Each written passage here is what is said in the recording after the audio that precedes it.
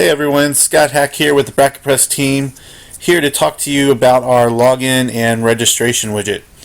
This is my third try doing this video, so hopefully everything works out. Barking dogs and a ringing phone have interrupted me the first two times, so hopefully third time is the charm.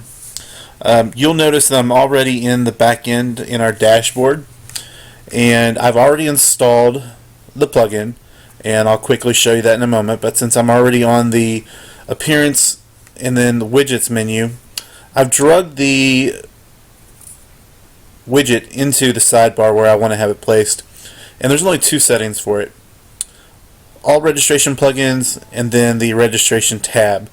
This first setting is used for future expansion. It only works if you have all registration plugins enabled, so be sure that you are using that setting. And then here is the tab disabled or tab enabled for the registration portion of the widget. You would probably most people are going to keep this enabled. You might mark it as disabled if you were using a third-party plugin or setting up a Gravity Forms implementation to handle your user registration, so you can collect additional user data or potentially even charge for access to the site to create a bracket. So we created a really easy way for people to do that. So for this example, I'm going to leave it enabled and saved, and you'll now notice on the front of the site the widget shows up here, and there are two links that show up unless you're an admin, and then the admin link shows up. There's a logout link, and then there's a link that takes them directly to the brackets page, so they can easily find their brackets and edit their brackets, etc. So, and it is tied to Gravatar, so if they have a Gravatar, then it'll have their image there.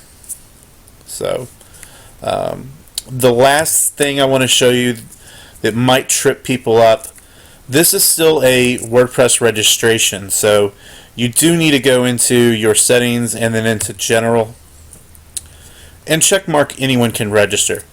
The widget only works with the WordPress registration system, so if registration is not enabled, then the widget can't do registrations either.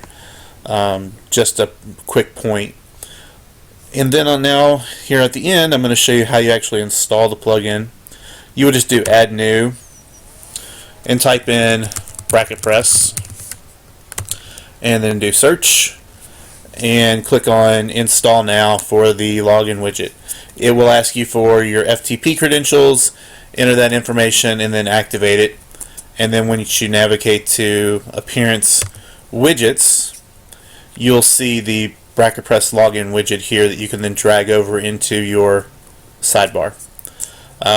If you have additional questions, be sure and check out our support forum. We can answer any questions you have there.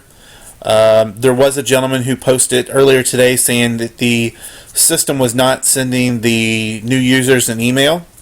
The login widget does not actually send the email. All it does is create the user using the WordPress hooks, and then WordPress itself actually sends the new user email. So if you're not getting new user emails sent out, you have a server configuration problem. You might want to look into setting up something like, there's a couple of them that will allow you to enter in your own SMTP information, or there's a plugin that uses Mandrill, which is the service that MailChimp started for transactional emails, which is really handy and pretty easy to set up. So you might give that a shot. Again, bracketpress.com. If you have any questions, check out our support forum. Thanks.